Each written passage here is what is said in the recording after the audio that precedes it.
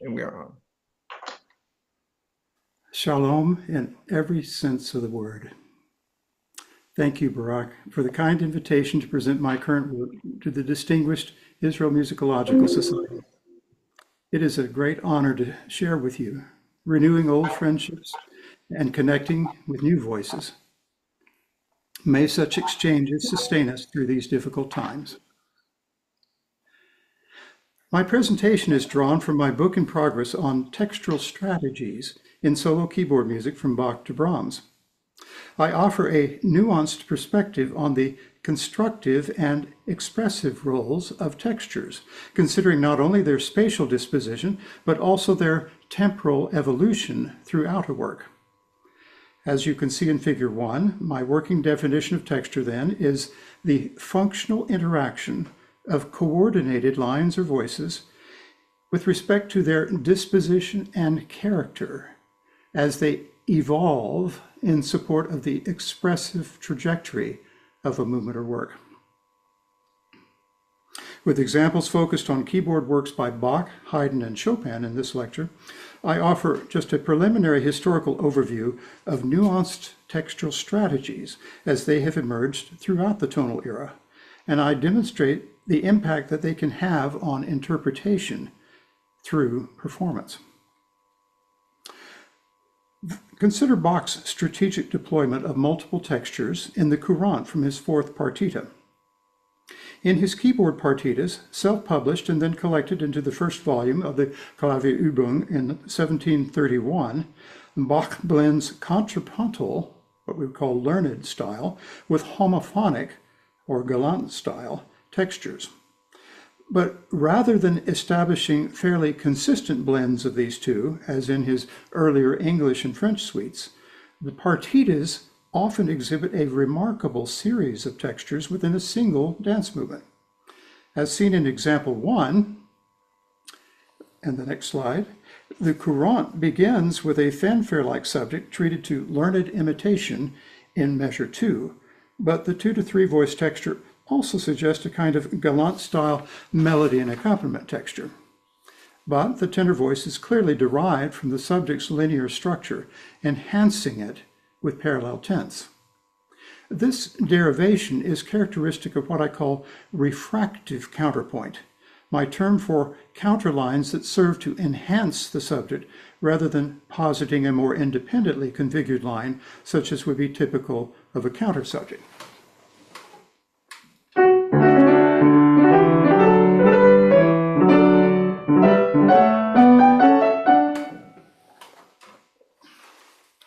The opening blend or troping of galant and learned styles is actually reinforced by the textural inversion in measure 2 when the refractive contrapuntal associate is now doubled in the upper voices, resulting in a parallel 6/3 chordal stream. Thus, the two upper voices further enhance rather than compete with the expressive thrust of the subject, whose imitative entry appears in the bass. Even when the voices in the third measure become more contrapuntally independent, there is still a quasi-galant textural framing that focuses melodic attention on the subject. However, experiencing the coordination of these lines into a singular textural strand suggests the integratively expressive through line that I call melos. More on that later. After a premature cadence in B minor in measure 6, Bach shifts to a two-part texture for a more sequential Fortspinning-like treatment of the subject in the treble, now accompanied by a free-ranging diminution in eighths. Note the echo of the parallel tense for measure 1, compressed now into broken thirds on beats 2 and 4 of measures 6 and 8. Thus, the textural shift from two voices to two voices features linkage via the bass's quasi-compound broken thirds, which help compensate for the missing third voice. The textural thinning is also compensated by a striking registral expansion and an improvisatory character that highlights the transitional function of this passage, which takes us from B minor to the subdominant of A major at measure 9, where the texture not only condenses registrally, but also restores the density of three voices. But the texture continues to develop, now with an emergent, more lyrical, compound melody in measure 9. The metrical displacement first introduced in measure 3 is here elaborated into a spectacular 5-beat displaced hemiola, as the lyrical idea is refractively echoed and then dissipates through the alto and tenor voices in measures 10 and 11. Entering a quarter early each time, as you can see with the arrows in the score, the imitation also intensifies texturally with a 4-voice arrival at measure 11 for the compressed third entry. Turning to example 2, the second strain of the courant, we find even clearer evidence of what I will call textural developing variation, here evolving in 3 phases. See the circled numbers in the score. In the first stage, in measures 17 to 18, Bach now presents an inverted variant of the initial subject in a learned 2-part invention texture with sequential imitation. In measure 19, parallel to measure 3, we find rhythmic displacement as fragments of the fanfare create a sense of continuational acceleration. In the second stage, circle 2, from the middle of measure 20, another lyrical treble-dominated texture emerges. An extended sigh in the soprano is answered by the fanfare fragments. Note the changing expressive focus, as the originally foregrounded fanfare subject has now been subsumed into a dialogically responsive role.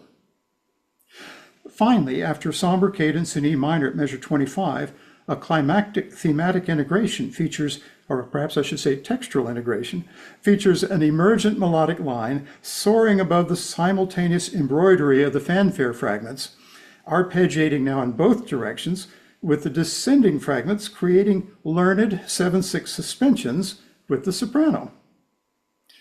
This 3-stage evolution of textures leads progressively from stricter learned style at measure 17 to a freer galant texture at measure 20 to an integration of aspects of each at measure 25.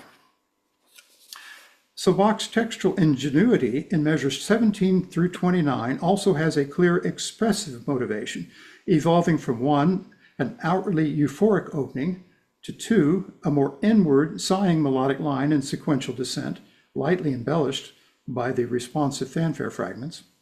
Then at 3, a registrally and rhythmically replete texture suggests positive overcoming of potential tragedy, as the emergent melody in measures 25 to 28 appears to be laminated over the now thrilling embellishments of arpeggiations from the fanfare, which also serve to resonate.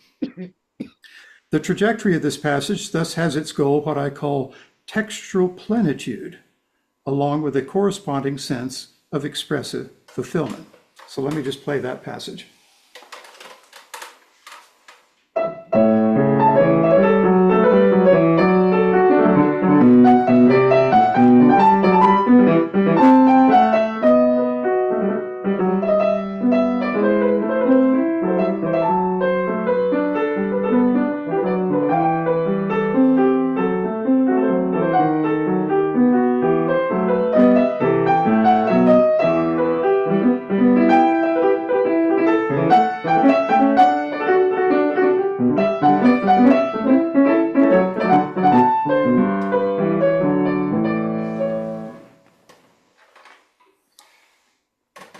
Me playing double-dotted rhythms there, very much in the spirit of the opening overture, which is a French overture topically.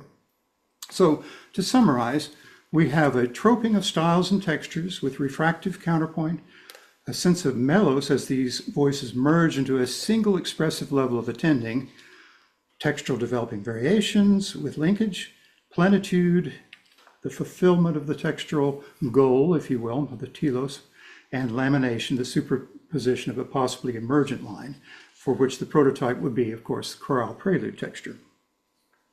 In claiming textural developing variation as a structural premise for the courant, I have adapted Schoenberg's concept of motivic developing variation and Schenker's linkage technique in order to demonstrate how new textures can evolve from earlier ones in a way that promotes a continuous expressive discourse. Just last month, I discovered an article by Camilla Kai from 1997 focusing on texture and gender in Fanny Hensel's music, in which she introduces a similar concept, which she terms developing texture, and for which she makes a similar analogy to Schoenberg's concept of developing variation as found in Brahms. Kai also describes, in effect, what Schenker would have called linkage technique. She observes that, quote, each new subtexture brings with it an element of the former one, as if it were developed or evolved from it. My own work takes Kai's groundbreaking concept further, finding it already in Bach, and, as we will see, in Haydn. But first, listen to the entire Courant, paying special attention to its unfolding textural and expressive discourse. And Barak, if I could ask you to go back to example 1 and follow it, if you can, as it moves to example 2. Thanks.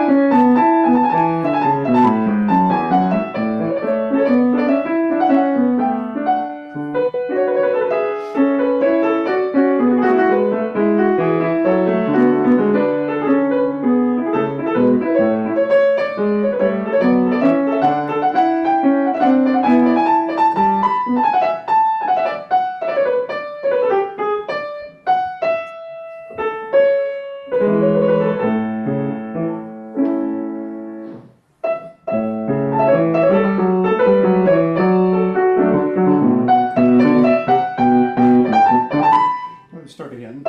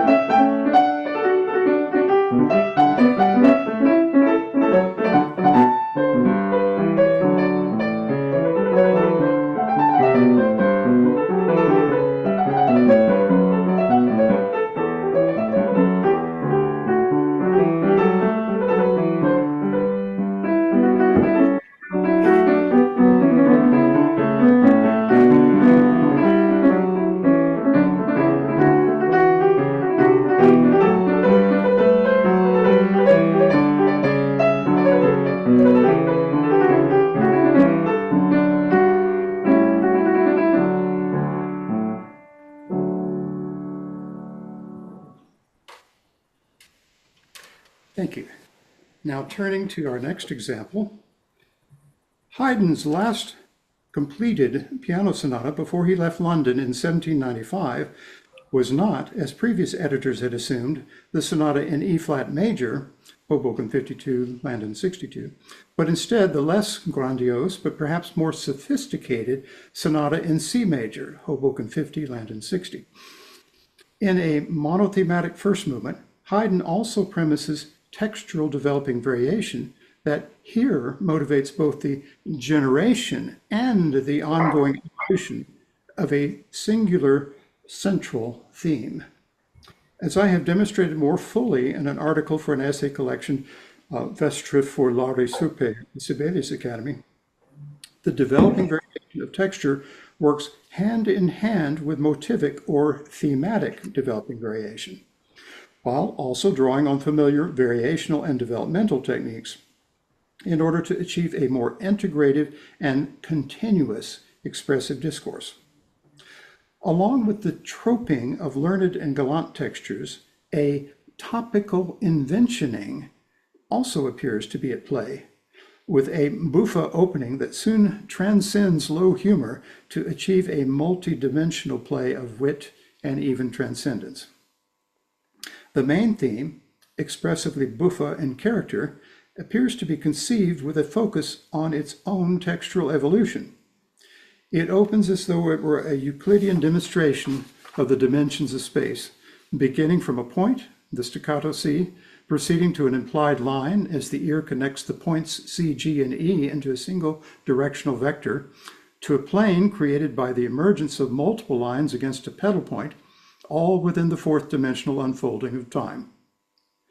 This opening generation from a single voice is hardly captured by our insufficiently nuanced textural labels.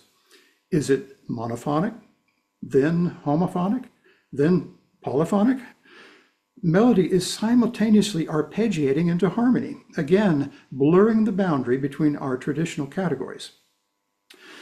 A rhythmic acceleration of the staccato outlining in the bass's broken octave creates a pedal point, shall we call it an accompaniment, that is also rhythmically hocketing against the upper part. The complementary roles of these two parts, however, appear to have arisen from a single generative idea, supporting their integration into a single melos, which I have defined as the merger of lines or parts into a single focus of expressive attending. We might further nuance the role of the fragmentary broken octave pedal point by noting its derivation from a galant-style accompaniment type, the trommelbass, but it is also engaged in dialogue with the right hand, and since the hocketing may be heard as a kind of rhythmic imitation, it is also learned in that sense. But by measure 2, this rhythmic give and take between the hands creates two textural strands, a perceptual stratification by register. Meanwhile, the broken sequential fifths in the melody generate their own division into two lines or voice leadings via compound voice leading, A to G, D to C. And the descending sequence ultimately resolves its inner 3-2-1 EDC descent in the alto voice in measures 1 to 2.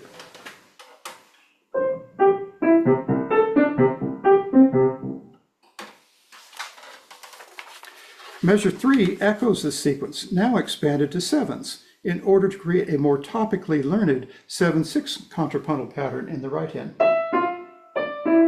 This interval expansion is expressively marked with slurs that connect the sevenths and thus support the coherent melos of a 7-6 suspension chain. The new legato articulation is echoed by the now slurred broken octaves, still hocketing in dialogue with the upper, more learned strand. Given the registral bifurcation of each hand's compound strand, a spectral four-voice texture emerges in terms of voice and registral leadings. But this is hardly a prototypical homophonic or chorale texture. With the move to a cadence at measure 4, the right hand's now continuous eighths break up the hocketing texture and liquidate, in Schoenberg's sense, into a tonic close on 3 Cs at the end of measure 4. This is a brief, very brief moment of textural closure, but the lack of full harmonic closure undermines the cadence, and a sequential extension of the melodically closural BDC also promotes continuity across the boundary, linking, launching a freer cadential extension, etc. As thickened with parallel thirds and then sixths, the motivic fragment ascends sequentially to a climactic appoggiatura dramatized by a rhetorical pause, and then in comes a huge textural shift to what we could call not exactly melodic inversion of the motive, but more perhaps a textural inversion of the motive, if you would consider the two textures mirroring each other. So texture mirroring. Let me play through that section.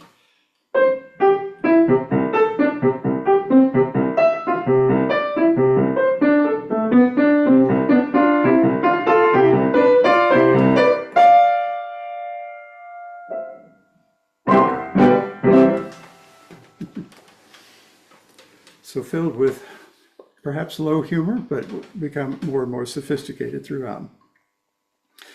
To summarize this first phrase, the progressively enhanced blend, what I call troping, of gallant and learned textures in this opening theme begins with a near pointillistic interaction of pitches that, as they begin to imply voices, also undergo a kind of motivic evolution that is best characterized as developing variation. But note that the texture itself is undergoing its own developing variation, and it is this multi-layered motivic and textural inventioning that becomes the premise for the movement's working out.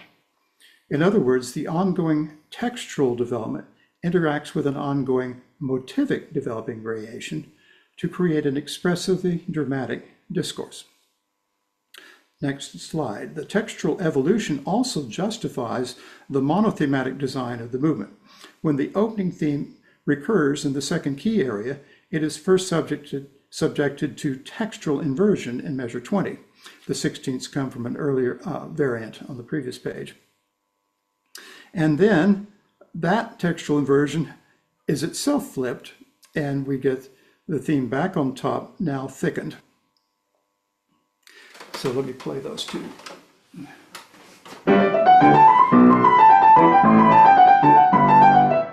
And then we have, okay, going on to the next slide. What we find in, hello? Okay. Textual evolution also justifies the monothematic design of the movement. When the, okay, I've already mentioned this theme returning in the second theme, it's two versions. Now, if we look at what happens in the development section, we see what we could call, often called thematic transformation, but we could call it textural transformation. At measure 23, the point of furthest remove in the development, we now have the open pedal effect of A flat major.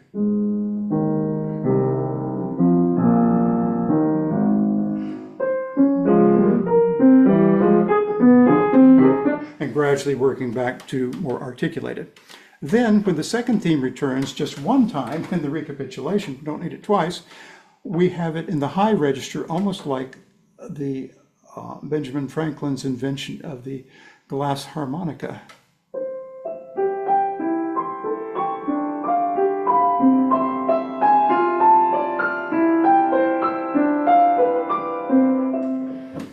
A very special effect that begins with mirror inversion, that takes us to 3 voices, and then finally we get a 4-voice double 7/6 suspension chain. Quite a virtuosic treatment. So these moments of resonant and reverberant sonic plenitude, or textural plenitude in that sense, may be interpreted as fulfillments of what might be considered an initial premise, one that thematizes textural developing variation as part of the movement's underlying idea. So slide 3, figure 3 illustrates these points. The topical invention leading to that big rhetorical shift of texture at measure 7. Textural transformation akin to thematic transformation we just saw. At the beginning, the Hocketing texture, ultimately leading to textural stratification, and even within that first theme, textural liquidation. So it's really quite impressive, and I've only just scratched the surface. My article analyzes this ongoing process of not only developing variation and thematic transformation, but its roots in variations and developments. So let's move on to our next example. This is the Chopin Etude at E flat minor, opus 10, number 6. Oh, I'm sorry, I was going to play just the exposition, I think, of the Haydn.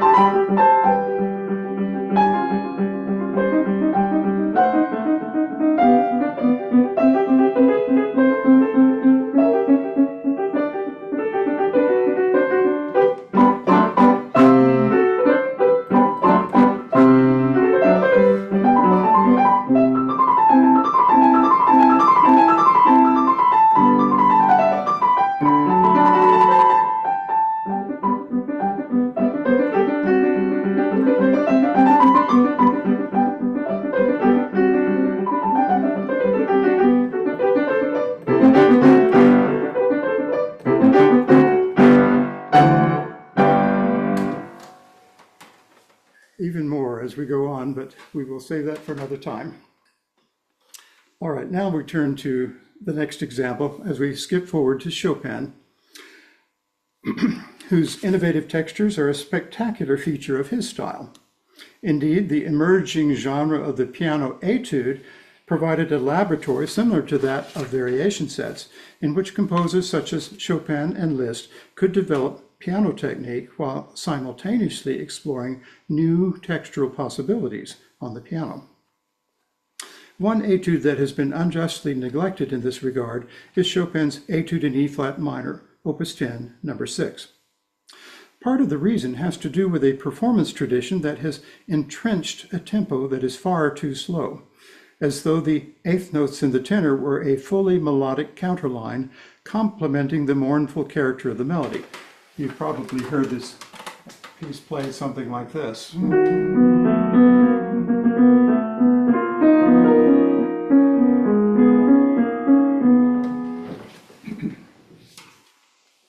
This makes sense topically, and it might simply suggest a straightforward textural duet, one that features a technical issue as the left and later the right hand must balance between a sustained bass and a moving tenor.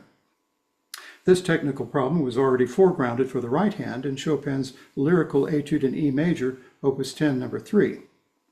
But note the metronome marking of quarter equals 69, dotted quarter equals 69, presumably Chopin's, although it first appears in an early edition and not in the autograph.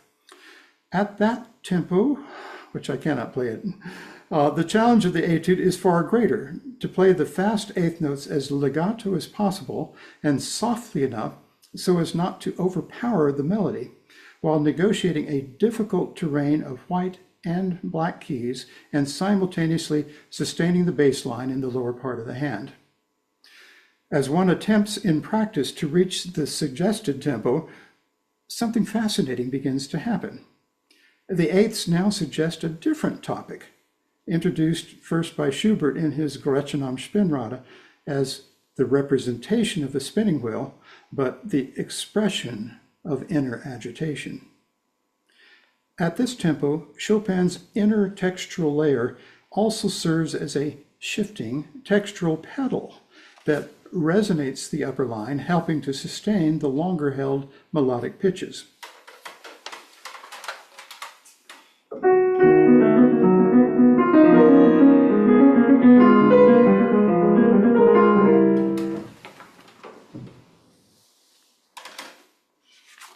Note that the mournful melody initially fills in a third. The inner figuration also decorates a descending third with a double chromatic neighbors before its drop. Together, these thirds outline the tonic triad. Thus, the inner cloud is also refracting the upper line. And as the melody and bass line move, the refractive textural cloud also shifts, supporting the progression hand and glove. In effect, this dual refraction and reverberation of the melody yields a richer, more integrated melos, even as the inner figuration projects a topically distinct layer.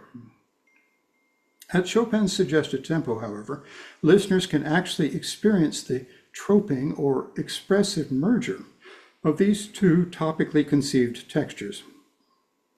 First, the singing style topic of a lamenting melody, complemented by a sustained bass line, and second, the agitato topic of perpetual motion eighths that perturb the mournfully reflective melody with their internalized disquiet.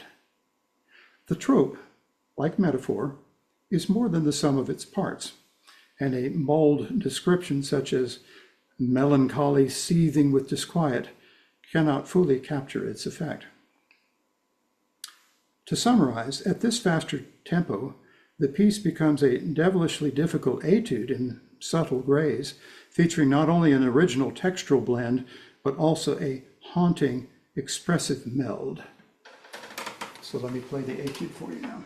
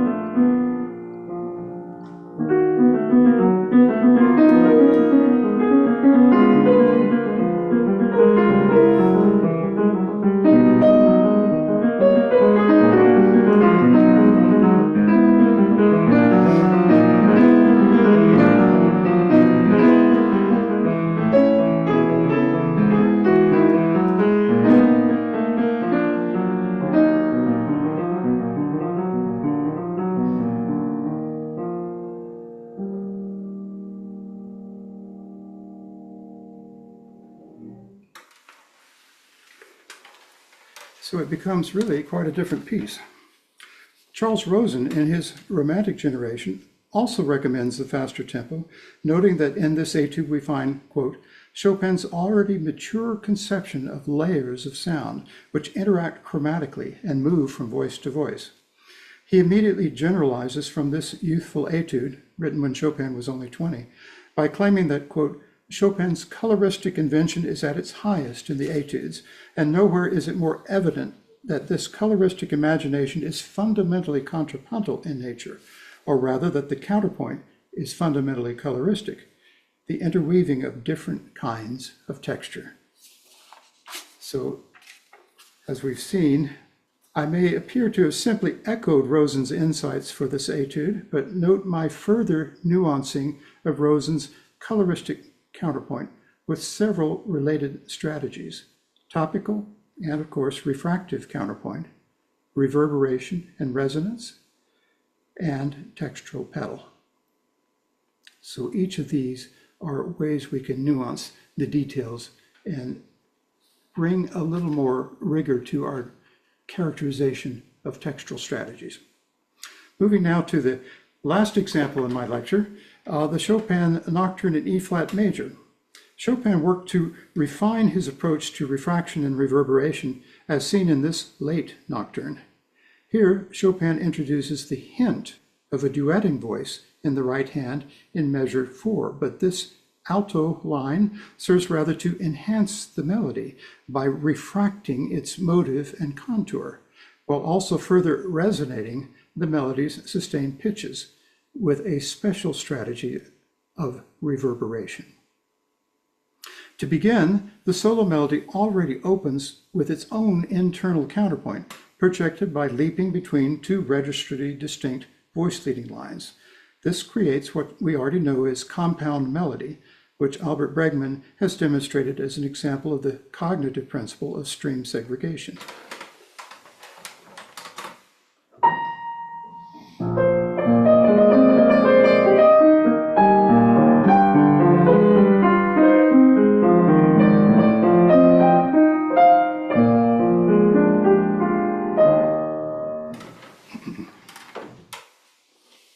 Thus, Chopin prepares us to hear a similarly dependent line from the end of measure 4, where the alto voice both shadows the melody and refractively enhances its melos with a similar descending contour. However, there's a stunning trick by which Chopin avoids parallel octaves in moving to the downbeat of measure 6. The alto could have saved its G resolution to coincide with the E-flat resolution of the soprano, or move to F prior to the downbeat to create a quasi-clausular varicans. But instead, the alto leaps down to D for what appears to be an octave-displaced enhancement of the resolution to E-flat in the melody. But the parallel octave motion between voices at the end of measure 6 is quickly evaded by the alto's leap to F, which also serves to complete its linear descent from B-flat. Is this cheating with respect to the proper voice leading? Not if we consider that the alto functions as an enrichment of the melody rather than as a fully independent contrapuntal line, although you could trace the suspension chains. And note as well the sudden 16th note frisson on the downbeat of measure 6 also serves to enhance the sustained E-flat in the melody with a reverberant move to its lower octave.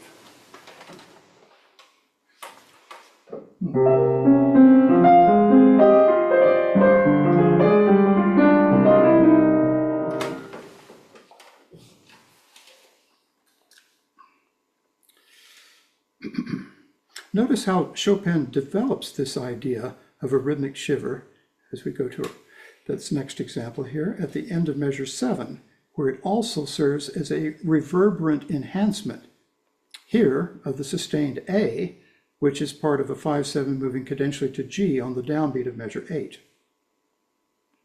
The underlying contrapuntal frame of parallel 6 that supports the descent of A to G needs no such clever elaboration as found in measure 6. However, the rhythmic diminution helps to sustain the melody resonantly filling a sonorous gap as the upper A begins to decay. And, crucially, it adds its expressive character, its shiver, if you will, to an otherwise routine cadence. Of course, we should acknowledge the complementary role of Chopin's expansive harmonic arpeggiation in the left hand, which also supports the melody with its own kind of resonance and reverberation. Indeed, this is a prototypical feature of the nocturne genre. But what Chopin has done in the right hand of the nocturne, from compound melody to shadowing alto to reverberant diminutions, constitutes a series of marked textural strategies that clearly enhance the melody, not just harmonically, but with contrapuntal refraction and a rhythmically reverberant resonance. This type of counterpoint, not so much independent as codependent, achieves a degree of interiorization that I view as characteristic of virtual subjectivity, the most profound type of virtual agency, in which we interpret the music's expressiveness through an embodied mind capable of enacting and or reacting to every musical event. I will end my presentation with a performance of the entire nocturne.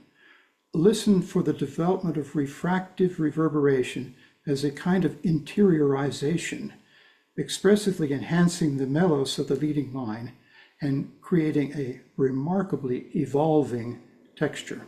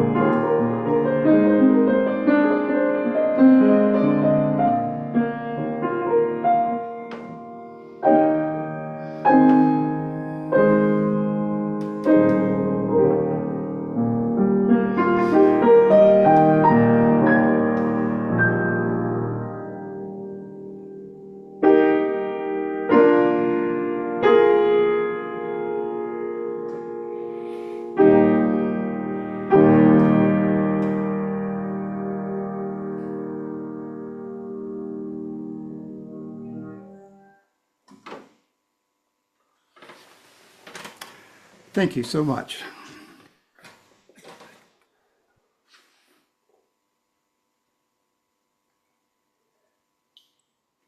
All right. Thank you so much, Professor Hatten, for a fabulous, superb lecture. Um, I won't say much. I think we can just go on to our next session, which is the the respondents. And for our first responder, we have Zohar Eitan. Zohar Eitan is a professor emeritus in the Division of Musicology at the Buchman-Mehta School of Music, Tel Aviv University. His research focuses on music perception and cognition with a particular emphasis on cross-modal correspondences in musical contexts. Professor Eitan, floor is yours. Hi, can you hear me? Yes. Perfectly. Okay, great. All right, thank you very much. Uh, I think this is an excellent contribution to the study of elements of musical structure that are really underdeveloped compared to studies of harmony, tonality, melody, and rhythm. And this is a huge step to fill this gap. I'm going to share my screen now, just a minute.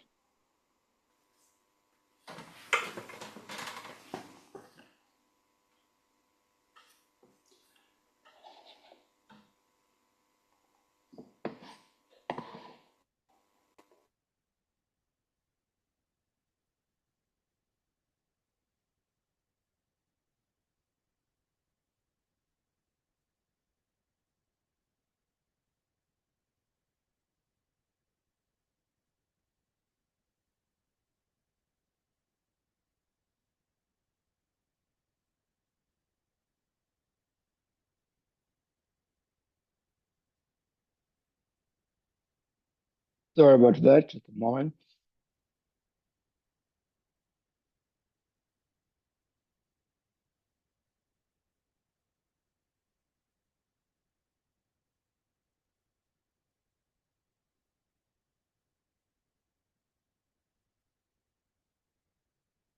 Okay, so I'm not going to share my screen. I'm just going to talk. Uh, Now, I want to uh, uh, note what Robert has done here and what is needed in order to complement this. Uh, and I want to distinguish between two senses of texture, of musical texture.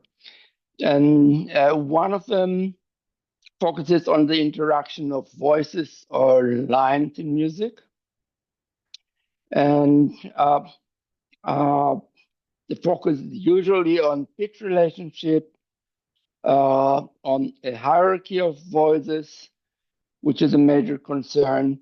And uh, what Robert has done here is enhancing our analytic tools and our terminologies by merging this traditional concept with notions in which he has done tremendous work of topic theory, musical semiotics, narrativity, and musical expression. And I would just note that uh, in order to further enhance this notion of musical texture, we need further empirical work on texture perception, uh, particularly in terms of stream segregation and attention, and the works of Bregman and the late David Huron and of our own Dalia Cohen are an excellent start to this. Now, we use texture also in a different way to refer to like overall qualities of sound space and their dynamics in time, like changes in registral space, expansion, contraction, Uh, we talk of thinner or thicker texture and of more transparent and opaque texture and other cross-modal metaphors like this. This sense of texture focuses on sonic qualities, and it is not fully captured by traditional notation. Actually, these qualities may change dramatically from one to another performance of the same music. Uh, so my note here is mainly that these very different senses of texture need somehow to be uh, uh, combined or merged in an overall analysis. And we don't have this kind of textual analysis yet. Robert's analysis thickens one aspect, what I call here texture one of this, in an excellent way. And other people's work, like Cohen and Esther, Dalia Cohen, and others, dealt with the other aspect. We need a way to merge these two senses of what texture is. Now,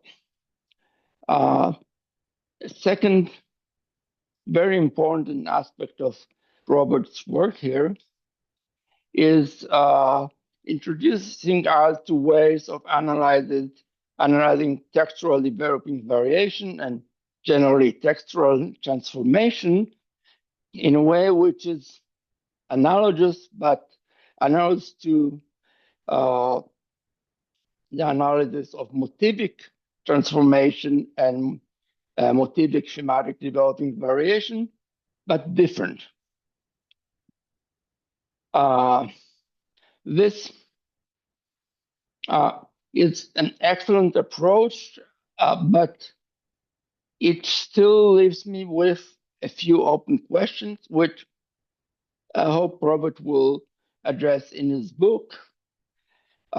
Like, how exactly do textual transformation and textual development variation differ from motivic thematic transformation and development variation? And more specifically, what is it that is being transformed or developed in textual transformation and in textual development variation? We know that in Schoenbergian developing variation, what is transformed is a motivic germ of intervals and sometimes rhythmic relationships. What is being transformed in textual developing variation?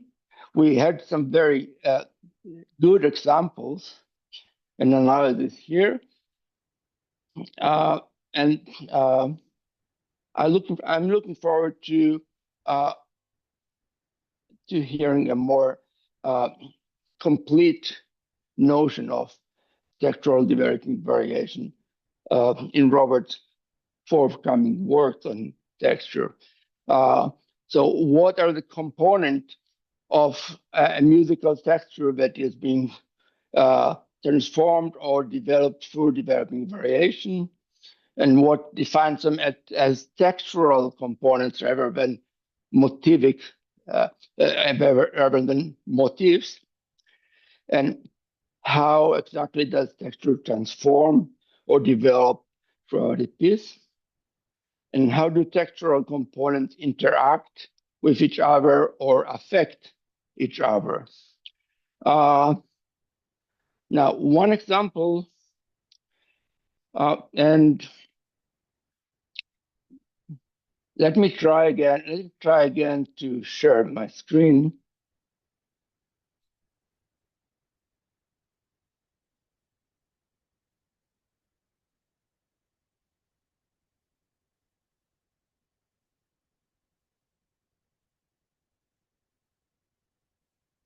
Okay, I think that's it.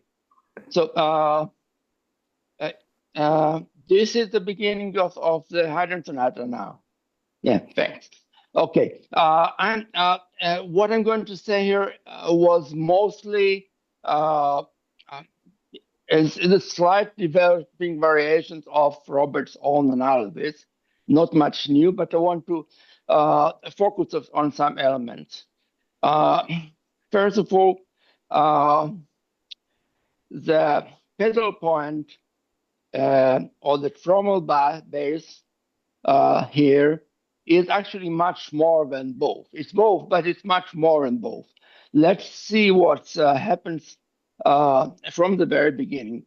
Now, the right hand opening motive shares articulation, but at least in the score that I have here, I hope it's reliable, is marked very precisely with kind of sharp staccato by Haydn. So what the left hand takes from it is this articulation, and immediately the right hand motive takes both articulation, rhythm, and contour, lip, a big lip down, which becomes even larger from a fifth to a seventh.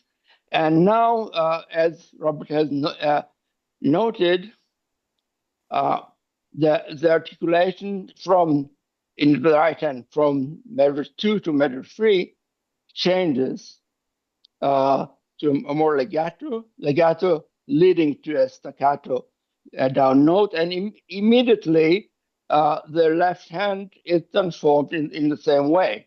Now, what happens at the liquidation area is also extremely interesting and is the basis for much of what would happen texturally later in the piece. So from measure 3 to 4, we see the continuation of the bifurcated line, actually E, D, C in the upper line and F, E, D in the middle line, especially with seventh, as Robert says. But but now we also see the octave here, A to A in measure 4, in the in the right hand, which imitates the octaves in the left hand. Actually, you see that the interval grows and grows and grows until it merges with the octaves of the left hand. And then this kind of turn motive, which is thickened by thirds. Now, both these aspects are sort of new and are a basis for fiber transformation, like the turn motive or the appoggiatura here is the basis of what happens in when the phrase returns elaborated, measure 7 and so forth, and the thirds, which look here like an innocent and unimportant kind of thickening of texture, are actually the base for a new element that we see, for instance, when in the second theme, in the inversion of the second theme to the right hand, and so forth. Now, we also see a general transformation of texture and articulation here from the sharp staccato of the beginning to the legato of measure 4, 5, and 6. So it goes from a very spiky to a very round kind of texture in the second sense of texture that I talked about. But this is not the end of this process. The end of this process, what is the next stage beyond legato? The next stage beyond legato is when you let successive notes merge into one another, and this is exactly the point that Robert talked about with the right pedal. The right pedal is sort of the realization of this process, the ultimate realization of this process. Uh, so what I try to do here briefly is to try to think aloud and specifically about the question of developing variation, taking uh, Robert's excellent analysis and attempting to specify as exactly as I can what are these elements that are being transformed or varied and how they can interact with each other and change each other, how we can build a structure which is uh, congruent with, but also somewhat independent of the other types of structures in music that we talk about all the time, like motivic, thematic structure, and tonal structure, and so forth. Okay, so Robert, thanks again. I mean, everything that I just said derives from reading your paper, which I received a few days ago, and reading these pieces. And you enhance both my thought and my listening abilities. Thanks. Thank you. Right, Zohar, thank you so much. Robert, now we have two options. Would you like to first respond to Zohar, or would you like to hear Inbar's respond and then respond to both of them? Perhaps respond to Zohar. Yeah. I very much like your senses of texture and the ways in which I've tried to resolve this issue. As you can see in my definition, I wanted to include the qualitative with the numerical, if you will, Wallace-Berry and early structural functions of music. I think treats texture too much in a rigid manner of just looking at lines, densities, and so forth. And I wanted to have that qualitative dimension. I also wanted to have the sonic dimension worked in as well, and the notion of reverberation, and of course, your progression from staccato to legato to fully pedaled resonant is something actually that Rosen points out in, believe it or not, the Romantic generation. After I'd finished my analysis, I was going back to check what he had to say about Chopin, and this very first example in the book is this sonata, as it turns out, Oh, and this so progression. I might have stolen it from him also. I read No, the not at Romantic all. I version just like think 30 that years ago. you had the same intuition, which is a good one. In the longer article, I address his analysis as well as Peter Brown's, who boxes like 10 different notion places of variation, and even Tom Bagan, who talks about rhetoric and suggests that the opening could be understood in terms of a narrative of the composer as performer trying out one of the new English pianos. Oh, look what I can do. Look how much sound I can make here after the rhetorical break. So all of these are wonderful ways of approaching. I think you're absolutely right that more examples of how the interactions of specifically texture happen. I've relied so heavily on the two of them working in tandem, but are there places where they perhaps rub up against each other, developing variation of motive theme and developing variation of texture? But I did not want to reinvent the wheel, and of course this notion of developing texture that I discovered Camilla Kai had already talked about, but didn't apparently get a whole lot of attention. Back then I was doing some research on Fanny Hensel, looking at other possible composers to include in this survey. So I will leave other responses for anything that might overlap with our next respondent. But thank you, Zohar. Thank you. Thank you. All right. So let's go on to our next responder.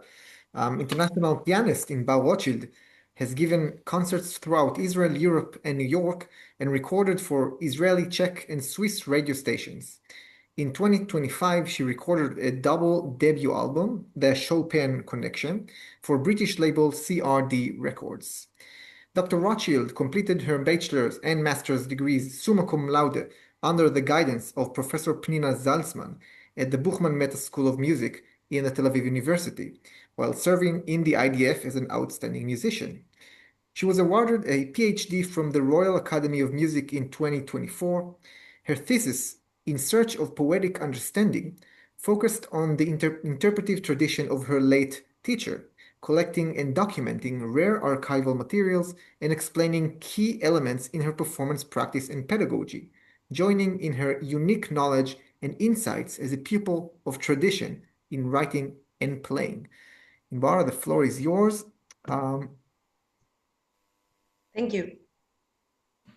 Thank you, Professor Hatten, for sharing your insightful work and playing with us, and for this interesting presentation, and to you, Barak, for inviting me to listen and respond. So, even though Barak has already introduced me, I'd like to share a bit more about myself as a background to my response, and I might need to apologize in advance because, as you heard, I come from a performance background, and that's my main perspective. So, as Barak has already mentioned, I'm an active concert pianist, and I wrote my own PhD on the interpretative tradition of my late teacher, Israeli pianist Pnina Zaltzman, following her own mentor, the legendary Alfred Cortot. The core of my musical studies with my teacher and my later research focused on revealing and transmitting the poetic meaning of the music.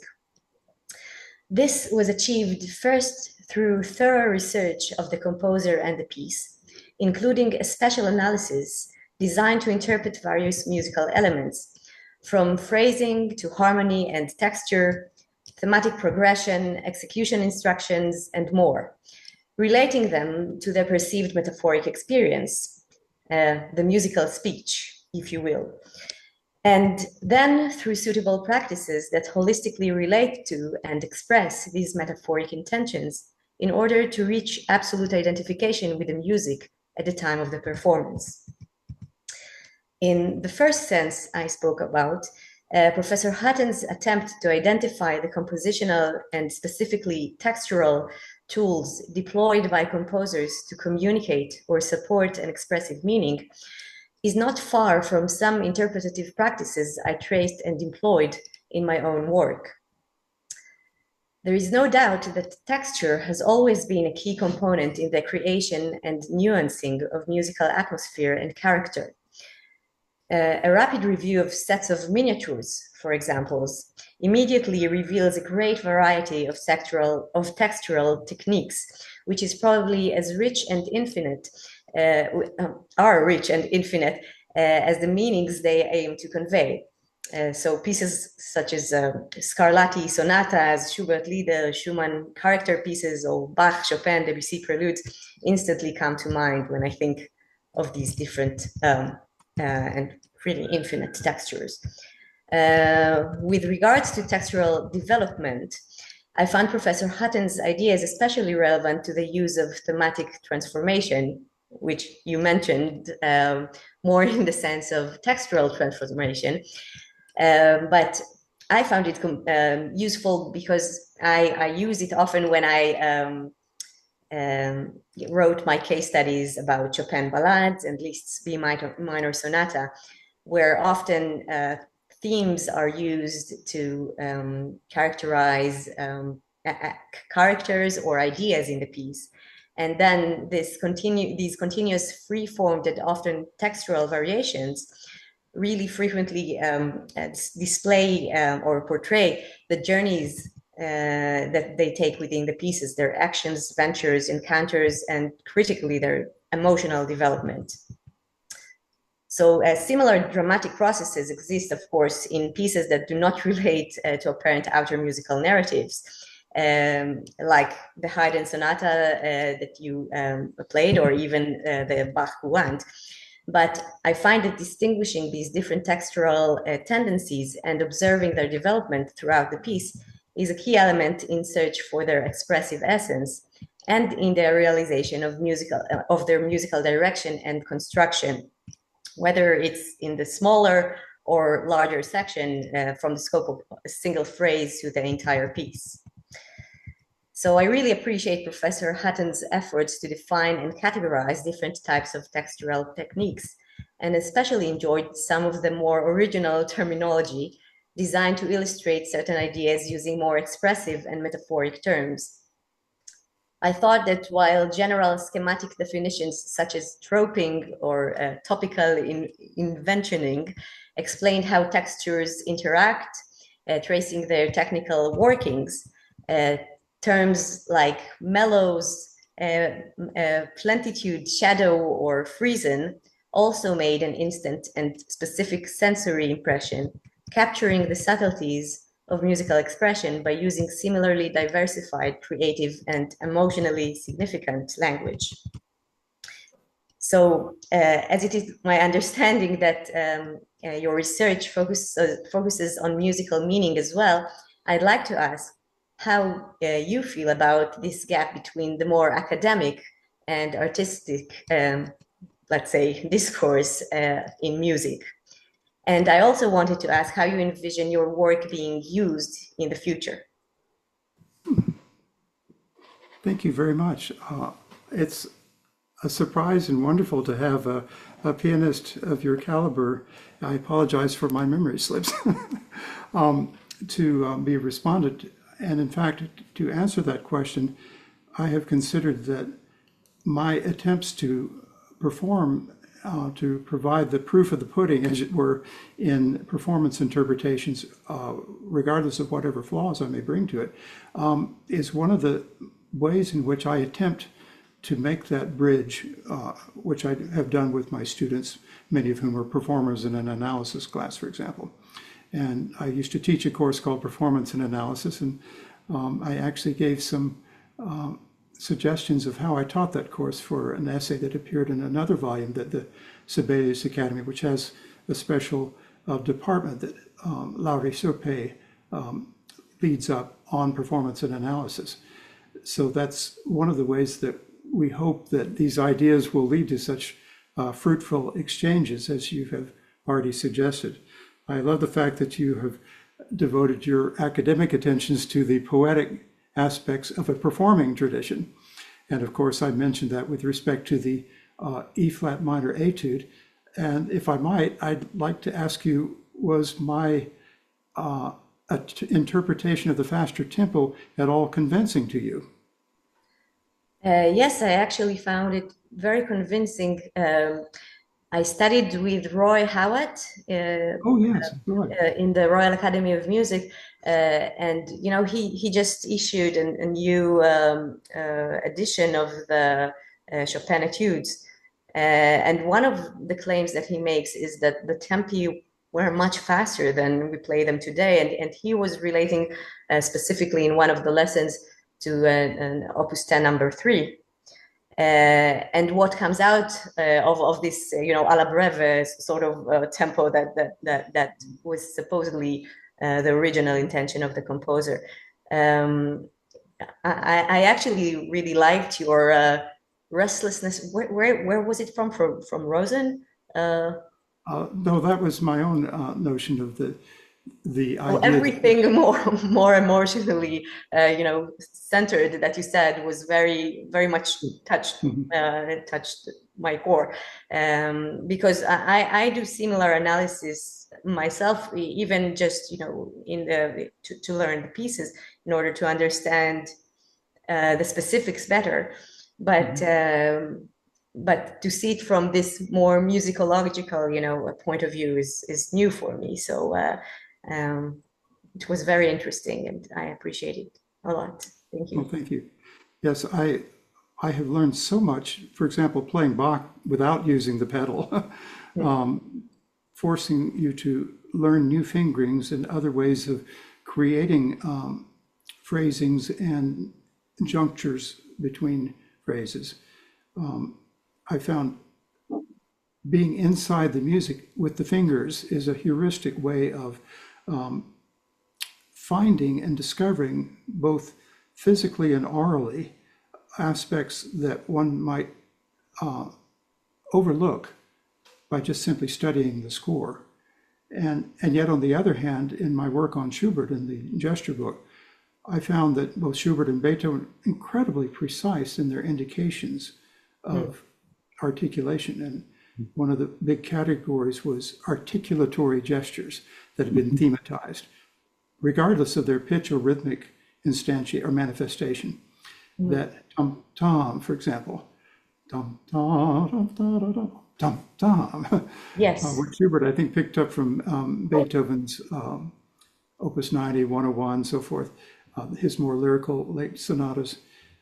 That these subtle ways of enhancing the closeness that we feel to our bodily gestures, and hence the natural emotional auras that they carry with them, was quite interesting to me. And I was developing variation of gestures as well as now taking it to the level of texture. Yes, That's just eventually, I think it's all a very natural manifestation of our experience in the world. That's why music speaks to everyone. And that's part of one of the things that I did in my work was really sort of collect this huge archive of metaphoric comments that were written by my teacher in our scores.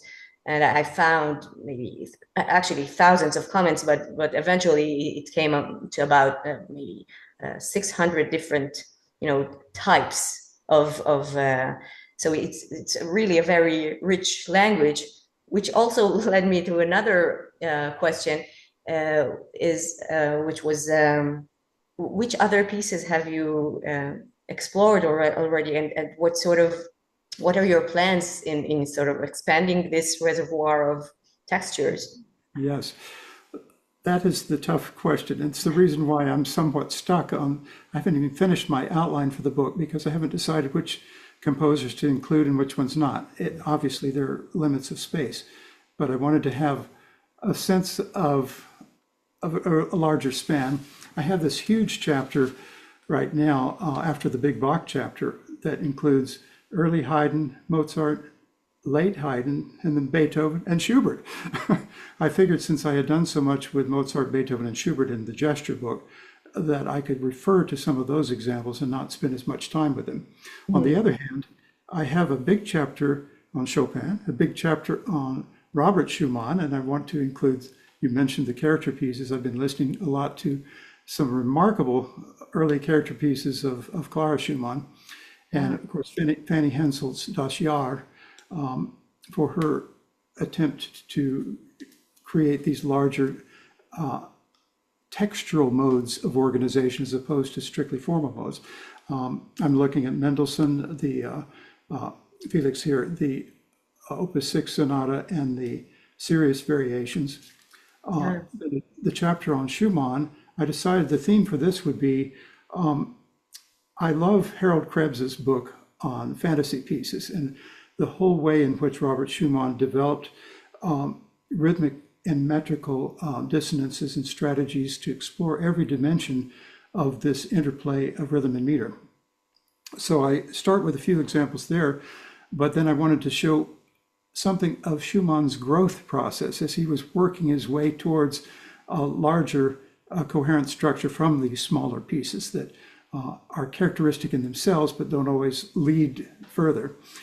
Interesting cycles, yes, but they are individual beads on a chain in some senses. And one of the steps towards that is the symphonic etudes, which allow me to talk about variations and etudes together with a larger sense of trajectory.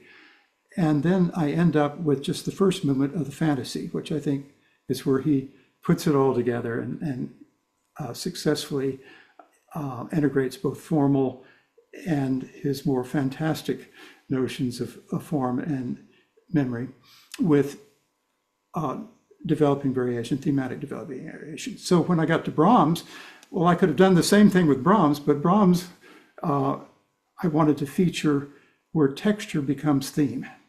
And so Opus 76, number 1, I actually have it on my PowerPoint if you'd like to take a peek at it. Sure. Just in case we had a little extra time, I thought we would maybe take a look there.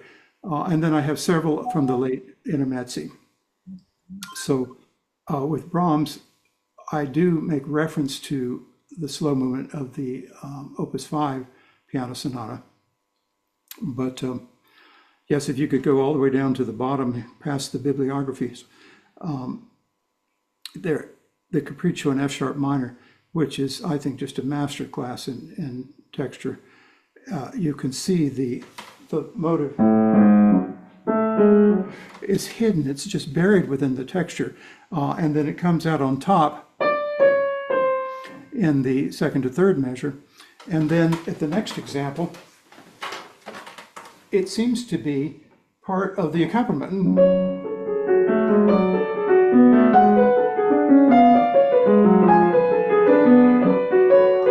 And so forth. And then it gradually becomes more of a line. But at first there you can see the integration of this. Again, it's developing variation in the sense of texture, because the motive itself is still just three notes, but it's being used in imitation, and it's being used as an enhancement, as a counterpoint, a textural counterpoint, if you will, to the melody. And then look at the next example.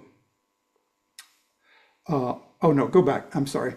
It was part B, where we see his contrapuntal ingenuity. Now that second system, the inner line, which is now inverted melodically and texturally. And we have the little three-note motive and its expanded version as accompanimental on either side of this. So it's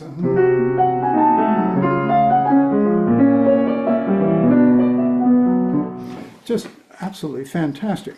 And so the notion of melos as everything coming together in one expressive thrust, such as the subject's thrust in the Bach, but also the notion that in terms of virtual agency, which was the previous book, how could we justify hearing a singular agent and ultimately elevated to a singular subjectivity if we didn't have these means of coordinating the different voices into a larger, complex, stratified, hierarchical, however, amalgamated, gesturally rich version of what's happening in our brains. So that's something of where it's going now. I also have a little bit on Liszt, the couple of chunks from the B minor piano sonata, which is where Liszt gets it. The B minor. B minor piano sonata, where he puts it all together. And I think it's a very sophisticated, I know that people have analyzed that piece to death, but I still think there are ways of integrating these, looking at it through the lens of texture and developing variation as well. Mm-hmm. Thank you so much. Fascinating material. Thank you. Well, thank you. I had thought about doing a little interlude where I talked about all these Romantic composers' etudes, but then I thought there's a wonderful book by Jim Sampson that deals with the three stages leading up to the Transcendental Etudes, decade by decade of Liszt's transforming his own works into these marvelous and poetic etudes. But I thought, since so much of that has been done and I can integrate it in other ways here and there, that I would just try to stick to composers. So I wanted to create an arc that had some historical dimension to it, even though, of course, later composers are using what earlier composers used in their different styles. Refractive counterpoint is a common theme throughout, and it becomes more of this shadow resonant counterpoint, or duetting, or enhancing is the word I prefer, where it's not an independent line, but as much as it is a way to reinforce a singular expressive through line. So that's something you could teach piano students, I think, and having to do with balance. So often you hear like a nocturne played with just the upper line in red crayon and everything else is very quiet, but it's the interaction of all these things that are so amazing. And sometimes the interaction is fine point contrapuntal, as we often find in Chopin, and other times it's more coloristic, as Rosen's point. Mm. Thank you. Right, thank you so much, Inbar. Now I'm sure many of you have some questions and comments they would like to make, so please go ahead. Esti. So just unmute yourself, please. Oh, let's see. There you go. Hi. I That's apologize deep. for my being a little bit incoherent because I just landed this morning after 2 days of flight. So I'll try to be as coherent as I can.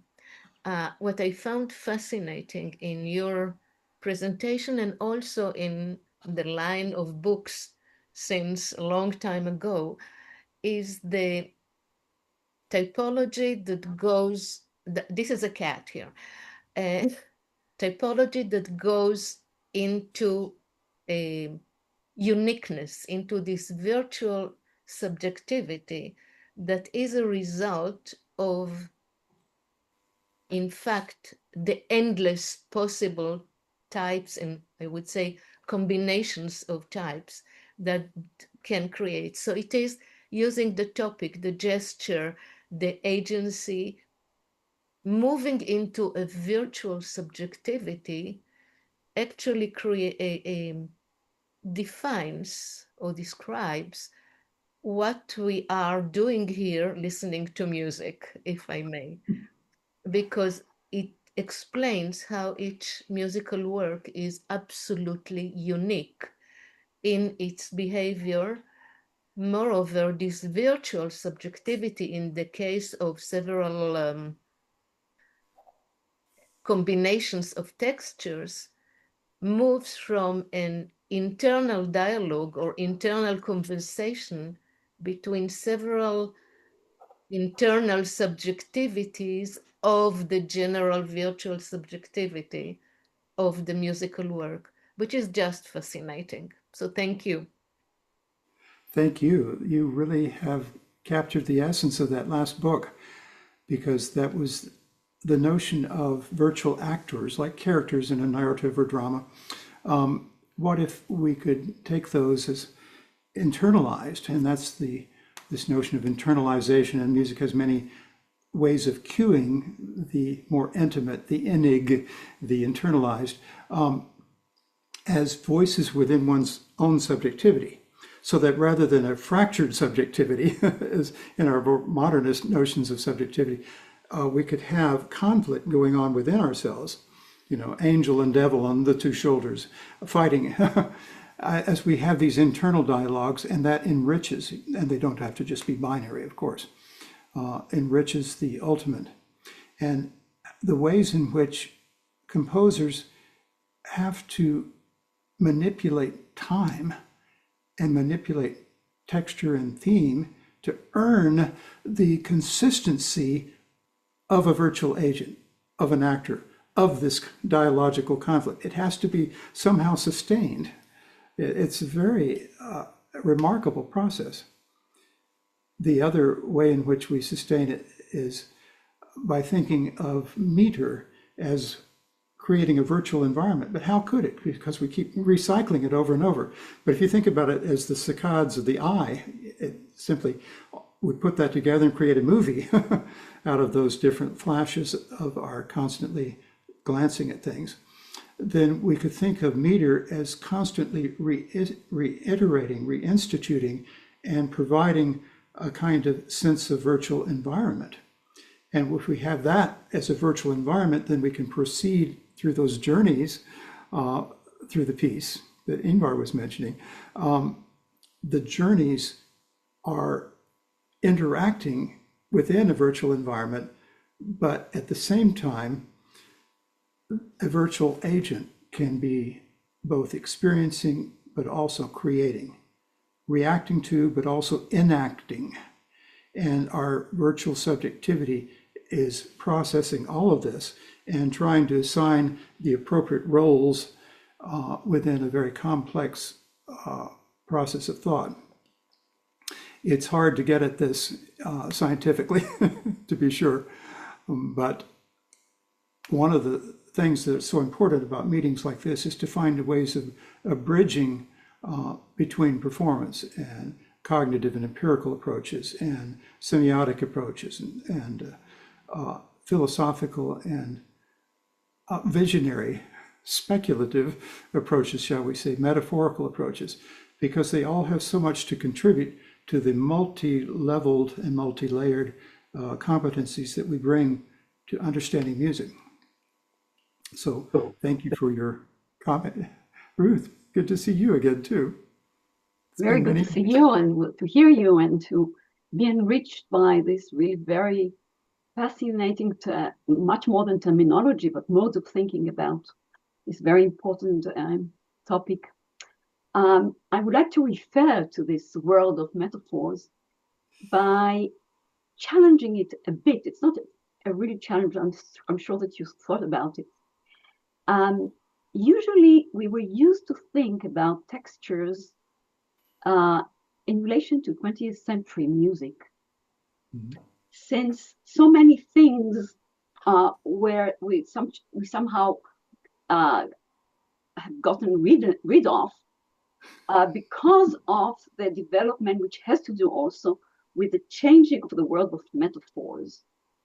Much less dramatic, although I know that for years you were also teaching a 20th century opera, but much more dramatic, more related indeed to sound as such, to the spectrum of sounds in relation to so many different things. And so texture became a tool with which to work on 20th century scores. Now, I would like to ask you about the transition from the world of metaphors related to narrative, drama, virtual agency, and all those very rich metaphors, and interiorization that you spoke about, and to the other world, to the other realm, which is more related to sound as such. And I see the transition as in terms of other metaphors that you used, the plenitude, the refraction, echoing things, and other terms that perhaps you have in your arsenal. With regard to these, in the world of 18th and 19th century music, these were more conceived in terms of, indeed, of atmosphere, of the impressionistic environment in which, like the example that you gave, Schubert's and Gretchen Spaniard, which is the kind of environment in which the virtual agent, so to speak, acts in her own world. And this is somehow changes, and there is a moment perhaps with Debussy, I don't know exactly who is the one, and it's always somehow mixed, in which it's no more that old world, and it's kind of a new world that is shining, and we listen differently to this and that. So I wonder what you have to say about that. Well, I have to say that in teaching 20th century courses, I came up with terms like textural pedal to describe the opening of Petrushka, where there's what we could call Brownian motion. There's a lot of activity, but there's no telos. And in fact, he designs melodies that start da da da da. You X many in the algorithm repeats da da da da da da da da da da, and then not cadencing. So they're open at both ends, and they're involving a lot of stasis, even though they're going back and forth. There's movement, but the ultimate effect is something that is pasted on, as it were. So Stravinsky's powerfully textually conceiving that way. Debussy, of course, that's the other great move towards texture.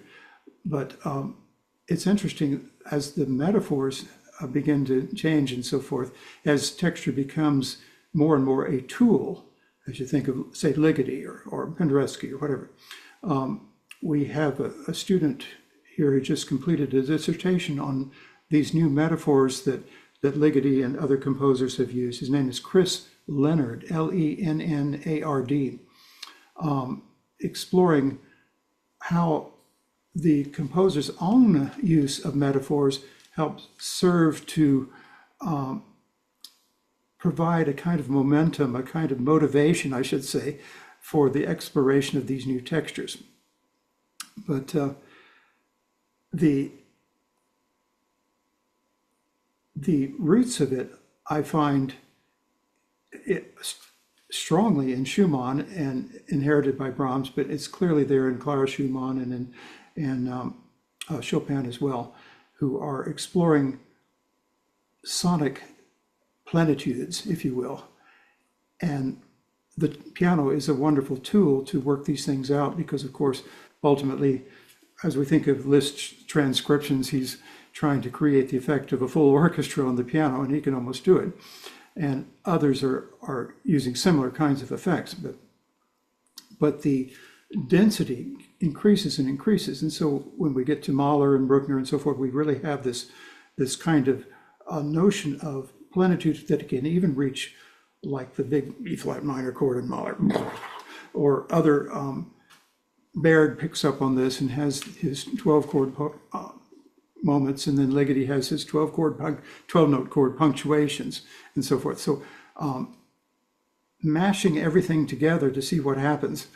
And then we have the other collage-like notions of texture, which we find exemplified, say, by Ives, Charles Ives. And so fascinating that Mahler, who is doing similar things, had a score of Ives' symphony on his desk when he died.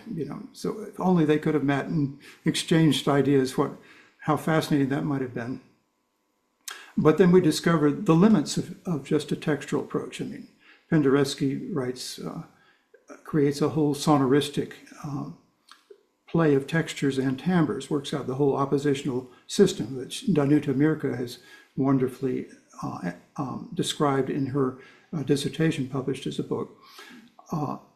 But it can only go so far. There are not too many narratives that you can tell. In fact, even the Hiroshima piece, the title came later. He worked it out on a napkin. I've seen the cafe in Krakow where he worked out the gestures and the densities and so forth. But then it becomes topical. It's used as a topic. So in his later operas and other symphonic pieces, when he needs that kind of an effect, he can go to the sonoristic and textural and achieve it. He could also achieve a kind of a Webernesque texture, if you will, that is not at all sound mass conceived, but is still similarly static in its internalizations. Lots of motion, Brownian motion, but not necessarily something that you're following in the same way. But endless possibilities in the 20th century. And I did in one of my lectures address working backwards, as it were, from the 20th century with some of these things, stratification and things that we learned from both Debussy and Stravinsky are clearly happening all throughout. And along with then Schumann's exploration of rhythms, he's exploring textures in a way that is absolutely radical. And Brahms picks up on this. And with the late pieces, he's decided, I'm really going to run with this. I will see what I can do in these, not just bagatelles, but experiments that are also highly expressively conceived, as opposed to sound masses that do not have much potential for gaining our engagement agentially, emotionally, and such. We react to them in kind of gross fashion. So it's an interesting world, and I thought if I tried to do that, it would be way too complex. I thought if I tried to explore texture, including orchestral, chamber music, so forth, the issues of timbre, way too complex. Even just limiting it to keyboard music, at least I could do a kind of historical arc, and instead of a complete theory of texture, a more modest textural strategies, exploring. And much to my, well, not surprise anymore, it seems like almost everything I find in later composers, it's already there in Bach. Just fascinating. I must actually, I looked up this quote that I remembered I bumped into a few years ago by Penderecki that sort of verifies exactly what you've said, that Penderecki specifically, and I think other sonoristic composers from this Polish sonoristic tradition, they listen to past music in these ears, and he writes, I quote that, listening to a Tchaikovsky symphony, putting aside its harmonic course and pitch content and concentrating solely on the development of instrumental sound, its timbre, register, durations of individual tones, density and width of the sound throughout the score, types of figuration in the strings, etc., it will become evident that this trajectory is in itself extremely interesting, rich, and altogether consciously composed. That's wonderful. Yeah, I've not read that quote, and I would love it if you'd send it to me. I would definitely would because it speaks to what Ruth said about the evolution, or well, it tells us something about the evolution of timbre, of texture from Yes. something in the behind, supposedly into something which is in the foreground. Mhm. Well, in looking at these miniatures by Clara Schumann, I've also discovered that she's very interested in these kinds of textural things. And the close dialogue that Robert and Clara had, and the close dialogue that Fanny and Felix had, surely helped each of them go further along these lines. And they were competing with, of course, the vacuous, virtuosic textures of the performing monkeys, as it were, who would go around and of course Liszt found a way to transcend that, I think. But at any rate, not always appreciated because he was also classified negatively in that dimension. But if you look at the sonata, it's just marvelous. So, and of course, the way that this whole crisis between the Liszt school and Wagner and the Brahms school, it's just a product of the journalists. They were each using the other's techniques. And at least Brahms was honest enough to admire Wagner's music, even though Wagner looked at a piece as remarkable as the Handel variations. One of the examples I use from that is this.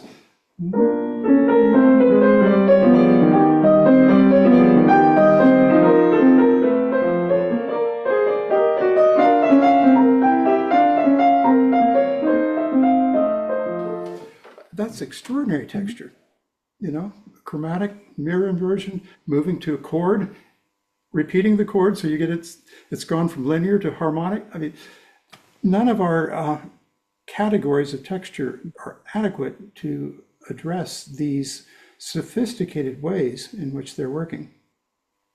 And so Wagner says, oh, it's nice that somebody can do something with the old forms, very dismissive, of course, but they were learning from each other. And Liszt was a great source for so many and inspiration for those later, from Bartók to Ravel to Schoenberg.